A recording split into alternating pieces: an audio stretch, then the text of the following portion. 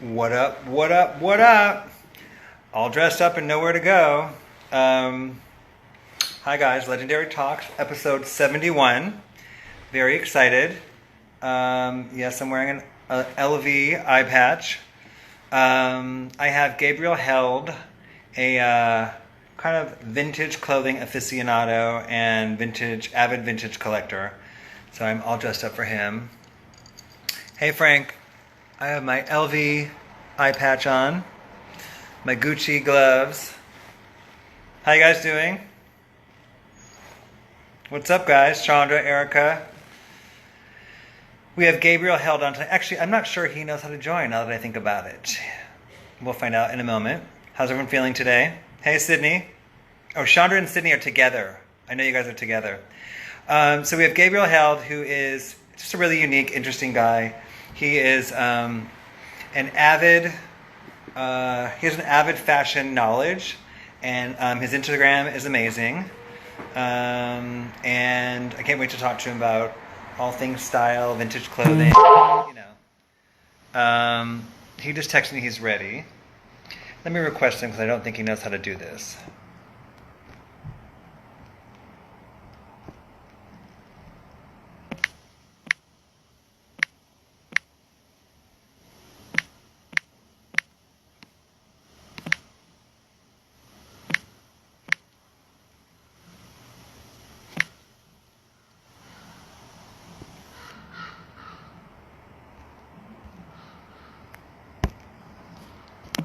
Sorry guys, patience, sorry. Gabriel, are you on? Hey Lisa, what's up? Let me call him. Let me text him actually. Lisa, how you doing? All dressed up and nowhere to go.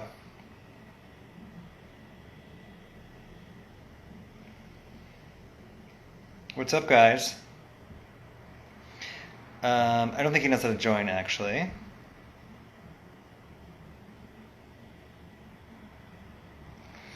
We have Gabriel Held on tonight, Lisa, who, I don't know if you know him, but he has an amazing vintage collection. He will have some really interesting things to discuss clothing-wise, if you're interested. No, I thought you invite me or something. Okay, he doesn't know how to do it. Hold on.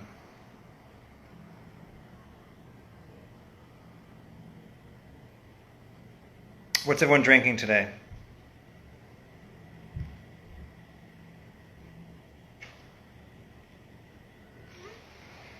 What is Chandra and Sydney drinking? I know they're together.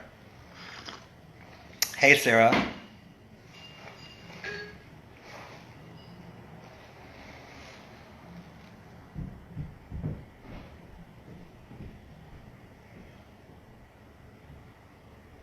What's up, y'all?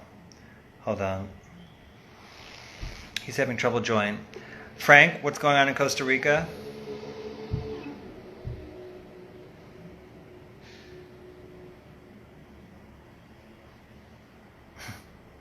He's like, when are you starting your live? I'm like, I'm on now. So yeah,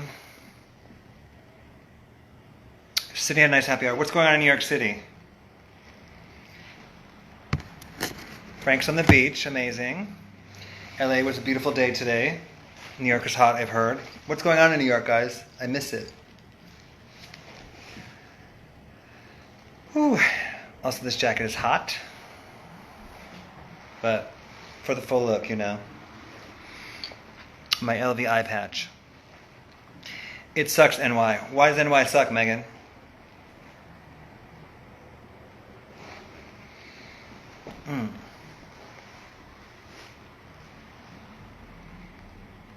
What's up, guys? Thanks for joining. This is Legendary Talks, episode 71.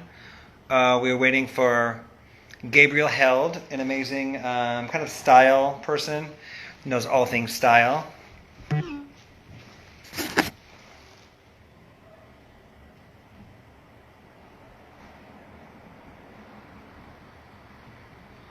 He said he's on.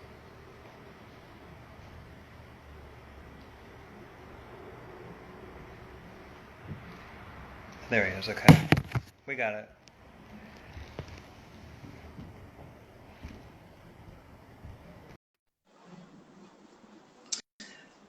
Mission accomplished. Hi. How you doing? Good. How are you? Good. I got all dressed up for you. I mean, I got in glam for the first time in months. Good. I have my LV eye patch, which I'm very excited about. Very slick, slick, slick Rick.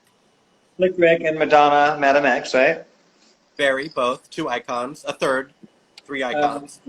and a fourth. Well, So thank you for doing this. I don't know my if you've seen pleasure. it, but so basically what I do is it's my 71st episode, and I invite different people that have been very important to culture. Some very well known, some not well known. That's not what matters to me. It matters like the cultural importance in this kind of their story. So I mean, I've had many different types of people, and I thought that you would be a great person to have on here. So. Well, thank you so much for having me, Damon. It's a pleasure and a privilege. Well, if anyone doesn't know your Instagram, it's in one of my favorite Instagrams. My top 5 Instagrams, like especially in the last month or two. I don't know where, because I pride myself. I love vintage pictures. I think they're so inspirational and amazing. But you find ones that I've never, some I've seen, but some I've never seen ever. And I don't even want to get you to give away your secrets, but just know that your Instagram is amazing. And everyone should follow you. So, I mean, Thank you. Everybody's welcome. Please come. describe kind of what you do in your own words. Well, I guess I would call myself a multi-hyphenate. I have 2 main jobs, one of which is running my vintage archive, which you have blessed me with a visit. It's basically European designer from, at this point, the 80s to the early aughts. Emphasis on Italian, like Versace, Moschino, Dolce & Gabbana, Giorgio Armani, all of that stuff. And then I'm also a stylist for about the past 5 years. Yeah. I consider myself very fortunate to work largely in the hip-hop realm, Yep. which is really what shaped my personal sensibility. So Yeah. I couldn't be more proud to be working with these artists. Great. Olivia Dope just joined. Both of Oh, our hi, booths. Olivia. Love you, girl. Hi, Brianna. Okay, so you're from New York, right? Yes, ma'am. I'm from Brooklyn. Okay. And then what do you think, as a younger person, was the first fashion moment you really remember, whether it be, I don't know. What's the first moment? Could be a red carpet, just the first moment that really sticks out in your head. Could be anything. Well, this is a little insular, but I remember walking in Chelsea with my mother at about the age of 6 or 7 Mm-hmm. and seeing a woman in a full-length, hooded, curly red Mongolian lamb coat. And I turned to my mother and I said, Mom, dress me in the styles of the 90s. And she said, Gabriel, that's really more 60s, but I hear you. So, That's amazing. I want that coat now. And then what was the first either movie or music video that you think like really, you were like, oh my gosh, stop, Crush on You. Really? Yeah. Amazing. And then I was going to ask song, whatever, what song do you think you really connected with as a young person besides Crush on You? Ooh, that's a great question. Honestly, you know what? Martha Wash, CNC Music Factory. Okay. That's the first album the first album I bought was Desiree, You Gotta Be. Listen, so far, the Mongolian fur, Little Kim crushing you. I'm like, check, check, check, and check. Good for you. And then what do you think drew you? Why were you so drawn to style in particular? Well, I come from a family of aesthetes, like much more kind of lofty. Like my grandfather was a painter of some repute. My mother is also a painter. My grandmother was a textile designer and an artist. That's just kind of like the language I grew up speaking was the language of the visuals. Yeah. But in terms of fashion, I would say I could pinpoint it here. I went to the school where they filmed Gossip Girl. It was very bougie, ivy covered, blah blah bougie school, and it cost more than my mother's annual salary. So I was always trying to play catch up with these girls, and I was always a great scavenger. So I would take my by the time I was in high school, I would get $20 a week spending money. Yeah. To which one of my friend's mothers said, "You mean $20 a day?" I was like, no.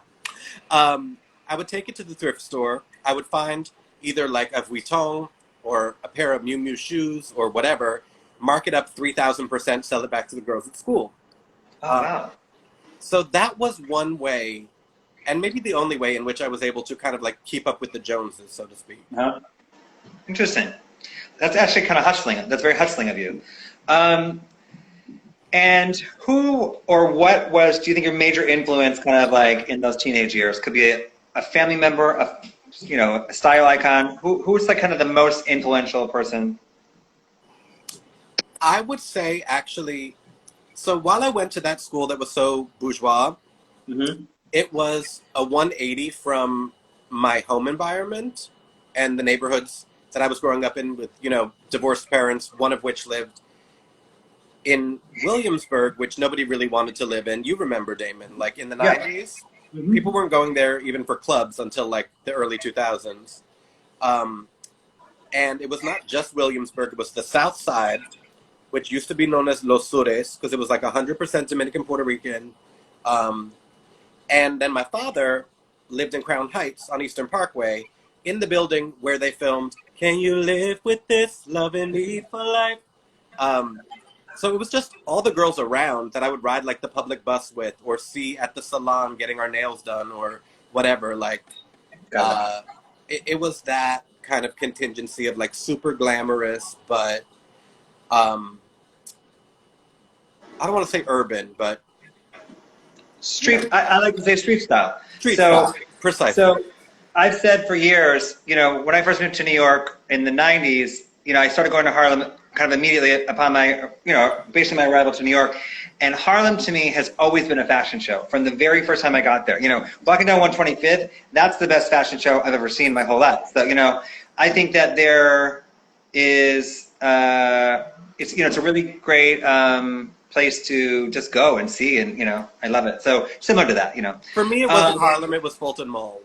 Yeah, same where thing. the bus dropped me off, and I would just spend. That's where I get all my go-tos from. What are some odd jobs you had kind of after high school that were not, these fabulous? I worked a little bit as a bouncer in Baltimore. If you can imagine. Yeah, I actually can't at all.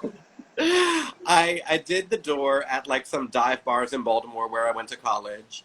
I worked mostly in like, I was on the trajectory to like continue my family tradition in the art world. I was like working at these kind of like art-centric culture indie mags. Like, do you remember Index magazine? Was one of my first like real jobs in college, and several others like that. I was also like a personal assistant for many years to a photo agent. Yeah, just schlepping, basically. My first real job was when I was 15 or 16 working for Ina, the consignment store. Makes sense. First of all, Ina and flipping things in high school, it's all the prelude of what's to come. So, and who or what do you think has impacted your style? You said, kind of like being inspired by Fulton Mall, but what's the most impactful thing for you that has impacted your style? Like moment or person or thing, anything? Well, it's funny. I feel like it's only in the past 5 or so years that stylists have really come to the forefront as like getting credit for the work that we do. So all through college, I was like very hyper-focused on Lil' Kim's style. And I was like, she is the most stylish woman of all time. Yeah. And I was like, wait. My friend Haley, who is actually like a top stylist now, we went to summer camp together. We're old girlfriends. Her mom worked at Fiorucci. Like, she's deeply entrenched in like that East Village 80s, joie de vie. But she is the one who told me about Misa. And I was like, wait, all these years that I thought just Kim was dressing herself so stunningly, there was actually an architect behind that all. Well, you've amazingly got the opportunity to become good friends with Misa, which is probably, kind of a dream come true / amazing for you. And have you ever met Little Kim? Yes, I styled her once. Oh, amazing. And, Little Kim, who I love as well, she's like the sweetest, kindest little thing, right? Absolutely, yes. Well, my favorite Little Kim story ever is the one, you were at my birthday when she performed, right?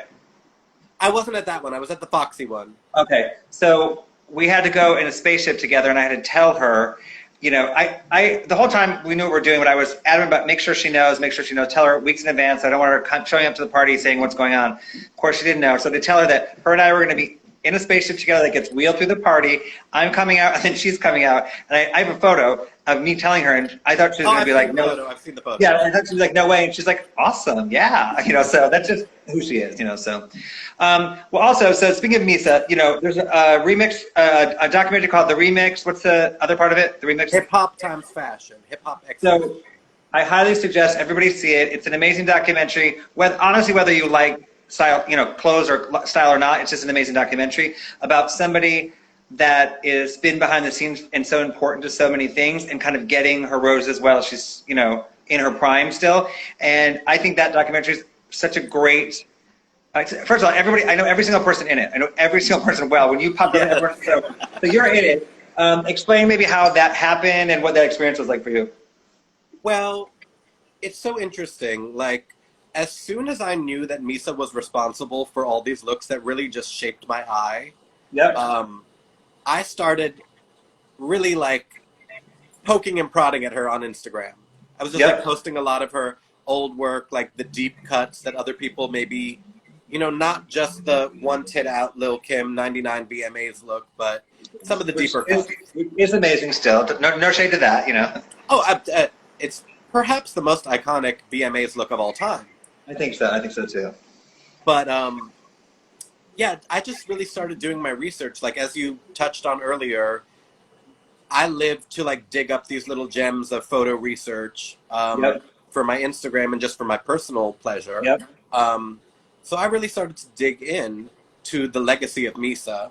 Yep. And when I started kind of like tagging her a lot, she took notice and started reposting things that were not just relevant to her, but like other fashion moments I would post or stuff she just enjoyed.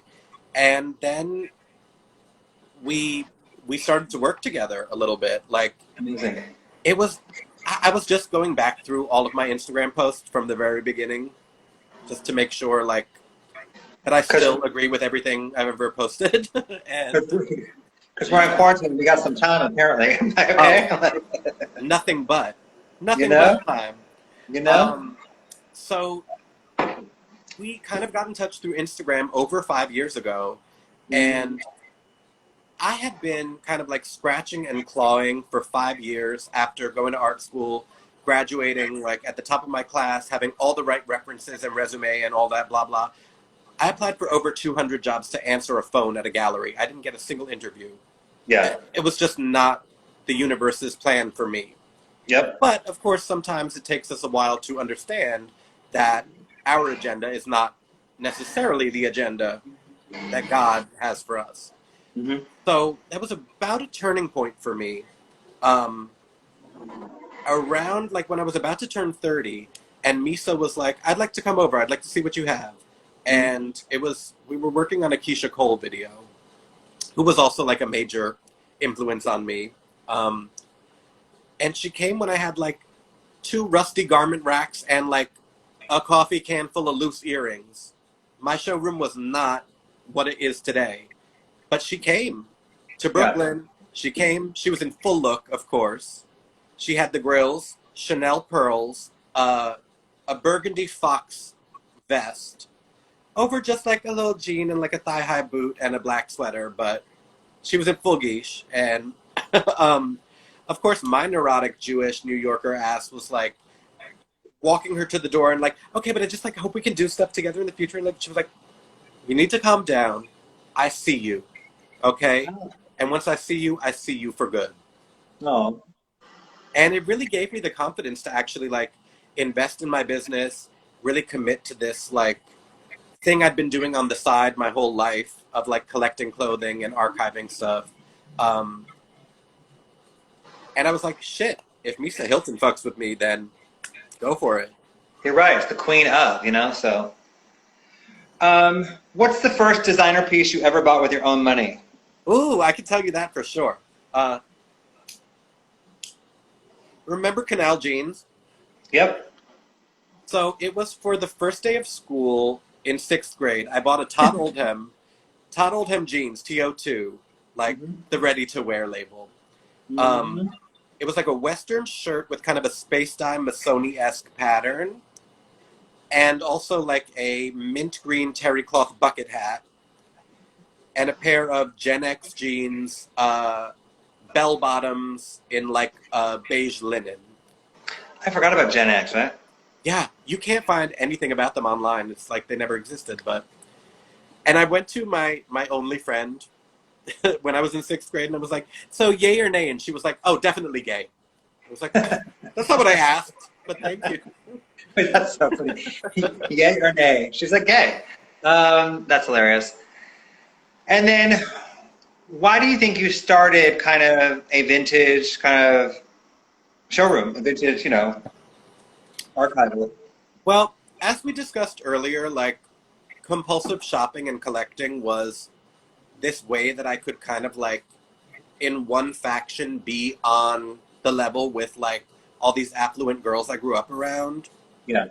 And I guess I would describe myself like a pet lover at the pound, where like you find a great one that maybe is not the right pet for you, but you just can't in good conscience leave it there. So I started kind of like hoarding clothes. That's so funny. And at a certain point, I just was like, okay, you know what? You have too many designer clothes to just be an individual who likes clothes. This has to be a business, like, or you're just a hoarder. Yeah, you're like to not admit you're a hoarder. You started a business. I love thrifting. It's one of my favorite things to do. I'm from Detroit. I tear it up there. When I go to weird cities, like not weird cities, like the smaller cities, I love going thrifting, and I find thrifting to be relaxing. I find it to be very relaxing. I do too, actually. I was just doing a gig, like, after 5 months or whatever of like nothing, we're right out of the frying pan into the fire with like these styling gigs that are like, oh, you got one day. Like, for instance, today I was working on one that I got 1 day notice for a music video for a Latina icon. I'm not going to say any more than that, but like, did we pull it together in 1 day? Yes. J-Lo. I'm kidding. I'm just kidding.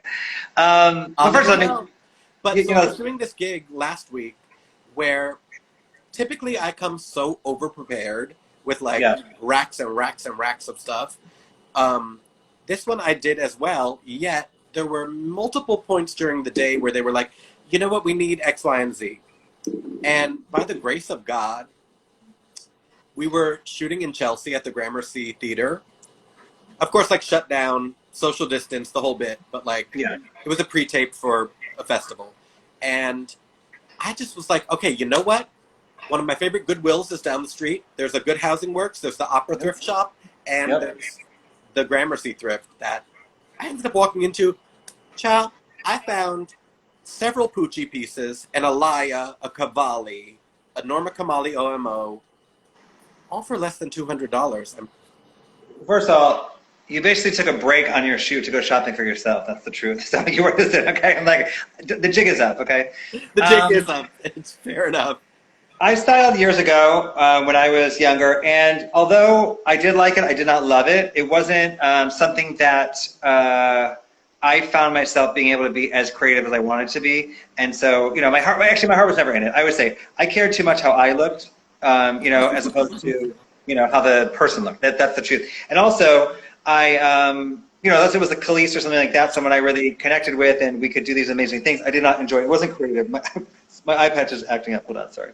I understand.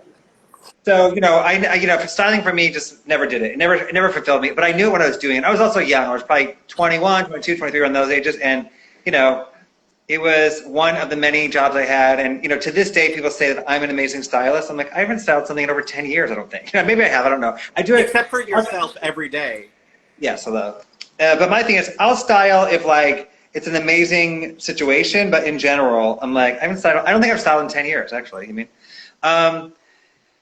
Okay, so what are your top five pieces that you have right now in your collection? Your top five.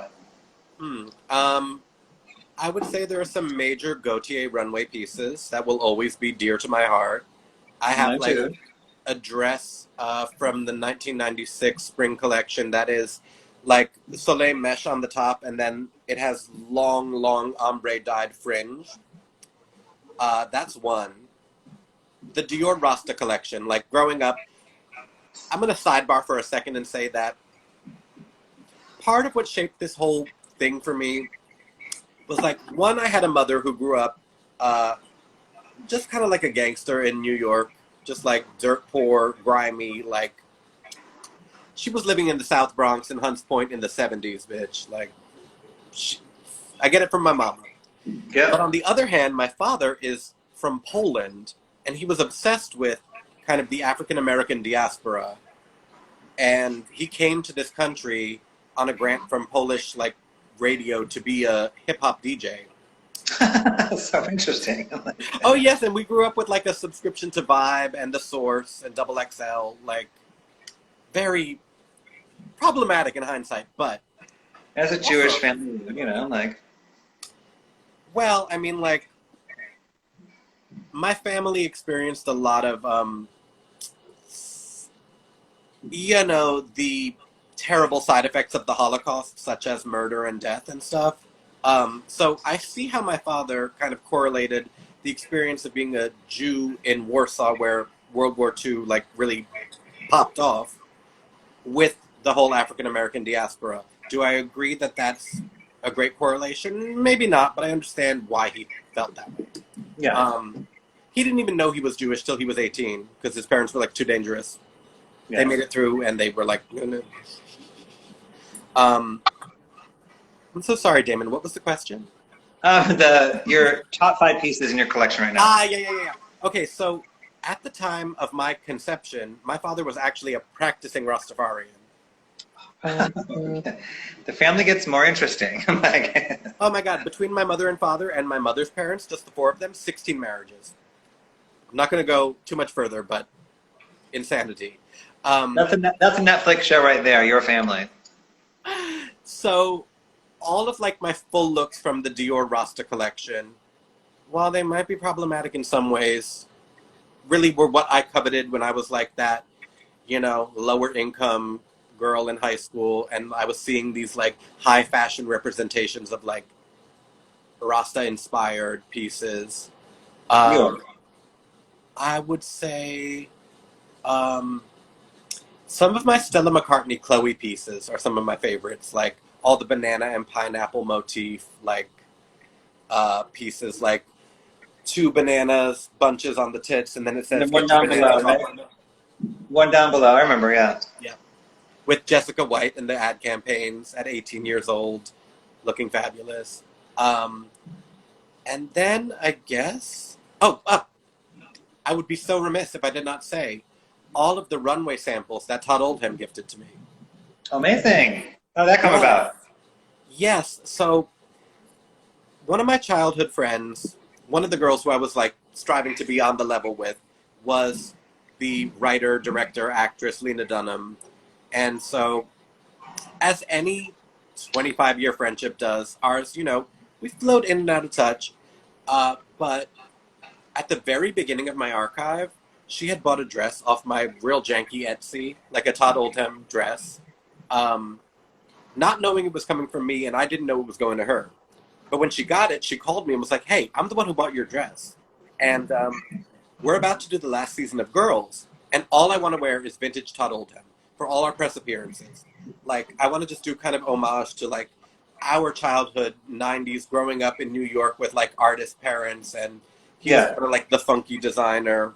Yep. Of course, my mother couldn't afford Todd Oldham, but um, so she was like, "You're the only person I know who collects it. See what you can find for me." And I did, and I could only find like 25 good pieces. Not just Mm. like all pieces, not just a pair of jeans, but like 25 good pieces. But then she got in touch with him and he was like, "Oh, I've kind of moved on. Come and take whatever you want." So I spent a day with his nephew, who was at the time running his like whole archive, because he's moved on to other endeavors. You know, Yeah. he's publishing books. He's a photographer. He's has a line of kids like art education toys. He's onto other stuff. Yeah. So we went through everything they had, and I pulled about 4 racks that I took back to my studio with me. Wow. We did looks for like 16 press appearances for Lena in these Wow. 90s like runway samples. And, you know, she's not a sample size girl, so Yeah. we had to be a little bit creative about stuff. And it was actually easy. But we did like, you know, Good Morning America, The Tonight Show, Watch What Happens Live, all this kind of stuff. And when it was time to return everything, I was like, listen, Todd, I've grown really, really attached to some of these pieces. Like, whatever we can work out. I offered him a trade that I followed up on numerous times, but he never made good on it. And he just kind of like left me with some of these. He wanted you to have it. He wanted you to have it. That's a very sweet story, actually. He wanted you to have it. He's, again, like Misa saw you, he saw you, I'm sure. He's like, you know, this is a younger, very inspired person that would value this way more than he would. So good. I'm glad you have it. As Candy Burr said, we saw each other. Exactly. What's something you don't own, but your dream piece to own? Murakami Louis Vuitton mink fanny pack. I think, for me, like when I asked you the question, I thought it was myself. The Terry Mugler, that metal kind of like corset and like it's the two-piece. Beyonce wore it before. It's the robotic. Yeah. Yes. That to me is like one of the best moments ever in fashion, I think. But I mean, my hand is not in the frame, but I am clutching my pearls. Like, yes, yeah. I'm with you on that. Who are your top 3 designers of all time? Oh, Gautier. Ditto. Todd. I will give it to Todd Oldham. Like, just in terms of being an artist who worked in the medium of fashion. Listen, based off that story alone, he definitely like went up in my, went up. So, yeah. And thirdly, Patrick Kelly. Oh, I love Patrick Kelly as well. Mine's Gautier, Versace, and I love Moschino, old and new both. So, you mean? I love them both, but I do have a soft spot for Franco Moschino. I do too, but I find myself wearing the modern stuff way more, for me, To be frank, actually, I do too. I'm wearing it right now. That's my point. Like I wear the current Versace or Moschino all the time. And who would be your dream person to work with within fashion, not artist to style, but to, like a Diane Vreedland or, who would be your dream person to work with? Carlene Surf de Duzel. Oh, yeah. Oh, yeah. Do you know her? I don't. I've met her several times. Yeah, I know her. I kind of know her. Yeah, she's exactly what you think she is. She's an amazing person, and she doesn't fake it. She's so real. I've seen her in all these these extremely fabulous settings. She don't care. She has her sweatsuit on, and she keeps it real. That's what I like about her. So. No, when you were talking earlier about your experience as a stylist being focused on your own look, I've always identified with the Carlene's school of wearing a sweatsuit, throw a few Chanel accessories on, and I don't give a shit what I look like when I'm working with people, which I think probably helps me be a stylist. But I've said that for literally years. I said good stylists never dress that good. You mean? So the reality is they don't. It's not something they need to worry about. The reality is I started assisting a friend of mine when I was styling, and he would always be like, "You're dressed too good." I was thinking I was too good, too well dressed on the set. I'm like, what am I going to not dress good? I like dressing good. Who are you feeling right now, kind of style-wise, really current at the moment? Could be a Zendaya or could be a designer. What's something really current that you're feeling right now? Well, I do love Zendaya and yeah, Long. me too. I think they're doing really phenomenal work together. I agree. It actually took me a little while to warm up to Janelle Monáe, but I think she's actually doing amazing on all fronts. That's my very good friend, and I think she's amazing on all fronts as well. She won the Met Gala for me. For me, that was the most on theme for camp, and also visually pleasing. For me, that was the best. She was the winner of that night for me. You know, the thing about her is she's also very real about everything. She's very authentic in all that she does, which that's what I appreciate most about her. So one of the many things I appreciate about her. But and she's also little 5'2", little bitty, maybe 5'3", little bitty thing. You know, tons of energy. Well, let's And get her then in the studio soon. yes, well, her stylist probably. You know, Well, T. yes. And then what are you obsessed with right now? Like, you know, it could be, like you said, the Rasta Dior. What is your current obsession? I'm a little bit reluctant to say because when I really started the archive 5 years ago, um, John Galliano had just been released from Dior, and I was like, oh, so that stuff is about to become really collectible. Yeah. Like, at the time, I had read, like, a Times article about how Tom Ford Gucci was selling for, like, 15K for a dress. And I Yeah. was like, okay, well, I don't really have any skin in that game. Yeah. But what I predicted was next was Galliano Dior.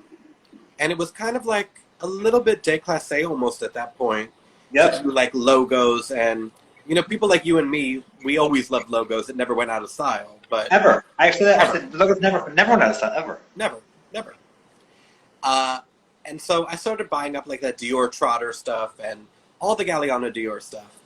And to be frank, if I'm keeping it 100, it's gotten a little too mainstream for my taste. Like, What has? What has? all that Dior logo stuff, I will still do it, of course. They are the pieces really that are my bread and butter. Like, they pay, you know, the bills, certainly, and I will always love them. I will always do, you know, Fendi Zucca, Dior Trotter, LV, Gucci, whatever. But for me, I think that Pucci is about to be the next comeback thing. Because it's a little bit more obscure. It's just And as Pucci's had like several resurgences. You know, it's like I feel like every 10 or 15 years it's back in again. You know, so yes. So I've been collecting the Christian Lacroix designed Pucci and the Matthew Williamson designed Pucci of like the early 2000s.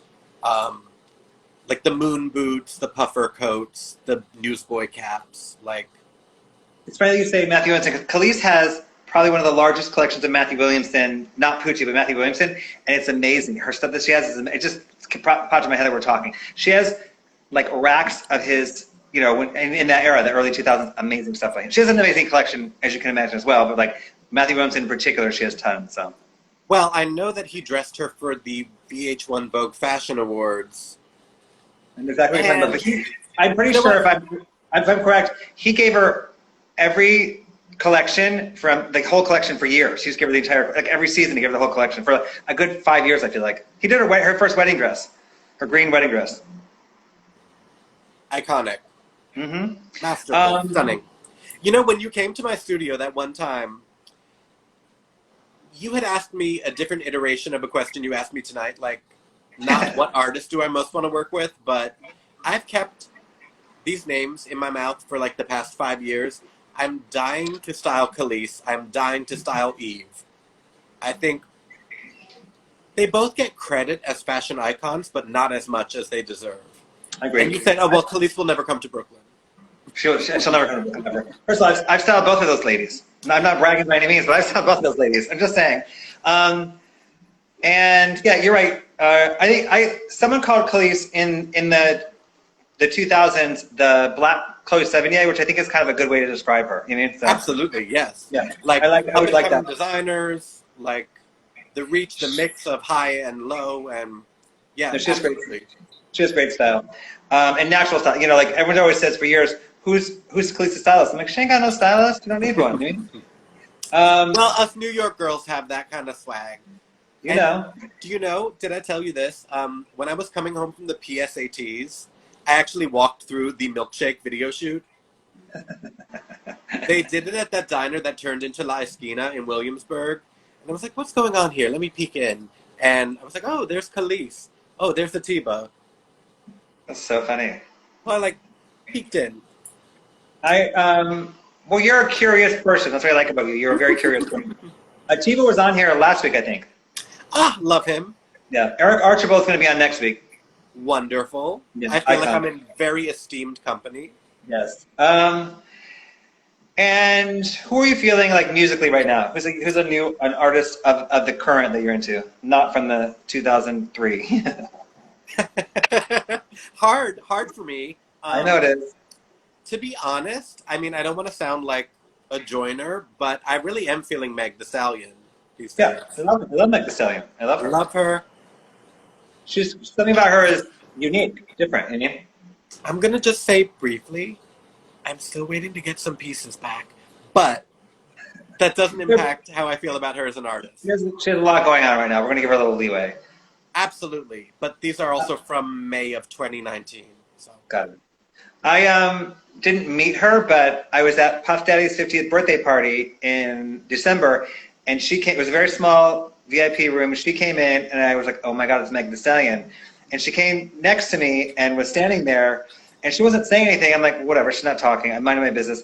Then she looked at me, kind of in the eye, and she bent over in front of me and started twerking me, and just turned around and winked at me. I'm like, "Oh my gosh!" And my friend has a video of it. We have a video of it. I'm like, "This is amazing." So I I'm like, mean, that's my girl right there, you know? you certainly have earned the legendary title. Well, you know, Yeah. if I call myself legendary, I better be, right? Well, Speaking of female rappers, I would be remiss if I did not bring up, from time to time on your Instagram, there is a female rapper that pops up from time to time with blonde hair. Please explain who she is and where she comes from.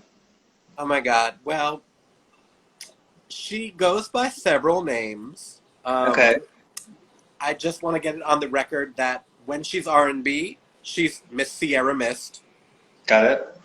spelled like Sierra and Mist, so no copyright infringement. When she is the rapstress, she is MC Baby G Shock, because I always wanted one of those, and I just couldn't afford them when I was growing up. But where does she come from? You know, I've been doing it most of my life, but to be totally frank, like my father, when I was growing up in the music industry, not in America, in Europe, but he had like an aversion to being to like loud things going on around him. So so I would always try to shush myself. And really I started doing the videos to kind of like get over stage fright, and then I was like, this might actually be my medium. Like I might be that girl who like spits a couple bars in her bathroom and, you know, does whatever. And I don't know, I mean, like, I really feel like I access, you know what, I will tell you something. When I worked with Kim, for all of the different highs and lows that I went through in that experience, because of course she's my hero and my emotions were in it, and I just wanted to do the best by her, like, and, you know, accept what God allows. So not everything went exactly as I planned. But by the end of the night, I joined her on her bed in the hotel suite, and I just had to tell her, I was like, listen, as an effeminate man, you paradoxically allowed me to access my own masculinity and strength by being like a feminine, sexy, strong, hard woman. And she said to her crew, she was like, you know, he said that because he said it verbatim. I was like, yep. Well, I did. I wrote about that in my college thesis, the whole bit. Like, so I don't know. I feel like I get more strength through like this character sometimes. She is what I feel like I am walking through the world, but not projecting to the world inside my headphones. I'm, you know, always starring in my own music video. But Kind of like alter ego or no? yes, I would say. I mean, like Yeah. we have the same personality, um, but she certainly like cares less about some things than I do. Well, I enjoy her, and I Thank often you. send it to my other friends and say, "Get a load of this." Listen, You because know what? Zendaya came over with Law maybe a year ago, and when they came in, she was like, "Oh, I just saw some of your videos," and I was like, God. Every time somebody says that, I'm like, "Oof," I get shy. But like, I don't know. People seem to respond to them. I think they respond because I'm so earnest in them. I'm really just like true, true, you're right. doing You're my also earnest thing. You're also wearing your heart on your sleeve as you recite every lyric to like a Remy Ma song or something, so or Little Kim, crush on you. All right, so anything you want to mention before we wrap it up? And then also, how can we support you? Like, whether it be following on Instagram or, your website or, how can people support you? Well, certainly I appreciate a follow on Instagram. I definitely appreciate if anybody wants to spend any money donating to a Black Lives Matter source. It's not support for me directly, but I would appreciate it if people did. Right. I'm about to drop a new collection that I'm designing. So certainly when that comes out in September, it's all inspired by bootlegs. So I'm like making my own version of Galliano Gazette, and like they're all through a lens of like very twisted, but like inspired by all of those things. And Damon, should I ask you any questions about yourself? You're allowed to ask one or two that I may answer. It's so funny because this is my 74th episode, and the last couple episodes, people have been asking me questions. Like, hey, listen, this is your show, fool, but I'll answer one or two depending on what they are. Yes, go. How has quarantine been for you? Not as bad as I would think. For me to sit still, I'm not a sit still person. I'm a mover. I've moved for You're many. Also a social butterfly. Yeah, I'm a social butterfly. I love being in the center of everything. I've always liked being in the center. And it's not the fact that I'm not moving. I thought if you would have told me 6 months ago, I would probably have a panic attack thinking I had to sit still. But it's not as bad as I thought it would be, to be honest. That part of it. So. And what does the future hold for you? Anything you want to plug? Well, I want my own show. So I want a show. That's my goal. And I want to be open. Like, right now it's kind of made me be open to any possibility where maybe I wouldn't be so open a year ago or 6 months ago. This has made me be open to any possibility and kind of going where, you're drawn as opposed to forcing things. Just go where you feel, and also it's challenged me to get creative, all of us, I think, but for me, I've liked the challenge of, being confined. There's constraints on what you can do, so you have to it's challenged me to be really creative in a way I haven't had to be in a long time. And one more thing too, someone said, we're all learning and stuff. I don't know if we're learning. I feel like I'm getting reacquainted with myself in a lot of ways, and because I've been so busy, I realize I've been so busy the last decade, let's say, and doing things that I love, and I'm very grateful for that, but I've kind of gotten to, even the things, my style, my taste have kind of shifted back to, kind of more, I guess, more me, so. Can I ask you one more question? We'll see. You can ask. I don't know if I answer, but. You can also do that if this is not what we want to talk about. You and I have kind of a similar trajectory as allies, like long-term allies. Mm-hmm. I'm sure you're as acquainted as I am with being sometimes the only light face in the room. Mm-hmm. I, for myself, have found that in these past couple of months, as everybody is kind of like reevaluating everything as it relates to this topic, that I myself, too, have had to kind of like reassess what it means to be an effective ally, mm-hmm. and what it means to do that without making it about yourself, mm-hmm. not about amplifying your own voice, mm-hmm. but still trying to use your platform to like to give a platform to some other voices. What do you feel about this? I can only speak about myself, but what I have felt it was important to do, and what I've chosen to do, is to focus on basically my white friends and sharing information with them that I think here's what I learned, like the first week of all this, is that things that are obvious to me, very obvious, like, extremely obvious, are not obvious to other people. Yeah. So I said, what I can do is share information that I think is very obvious, but share information so that people can see it and read it, and whether they choose to kind of like, do anything with that, I gave them the information at least, I know I'm doing that. I'm giving them kind of basic information that's what I'm saying about with my platform, basic information that is like at bare, it's so level. Like if you don't understand this, or you can't agree with this, then you really are rotten to the core. So like I've basically just been sharing information,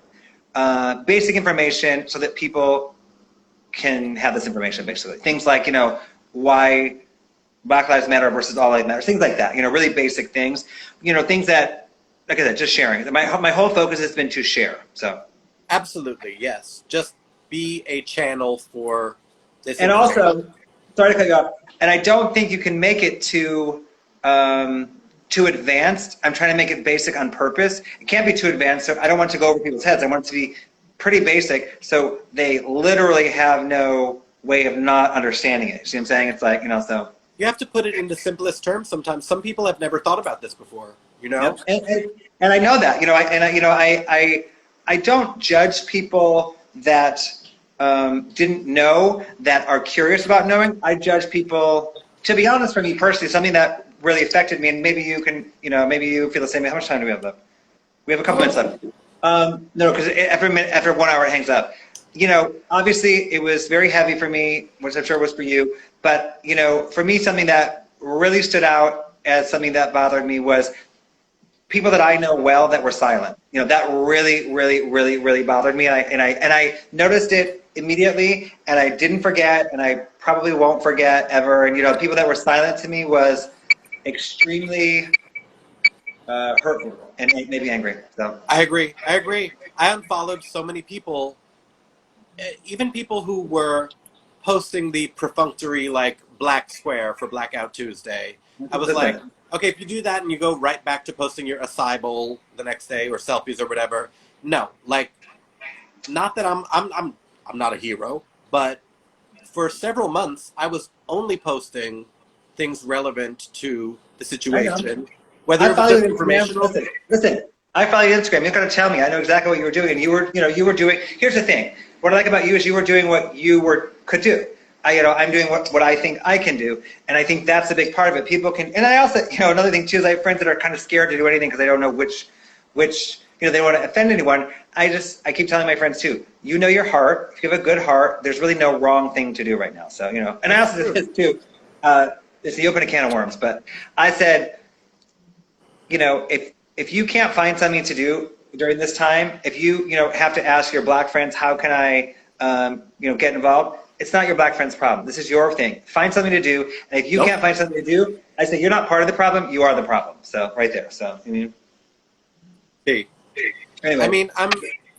It's of course a very devastating situation we're in right now, but if you put it through the lens of what is positive, it started a dialogue that is way, way, way overdue for like white people, general white people, to be thinking about this kind of stuff. Like,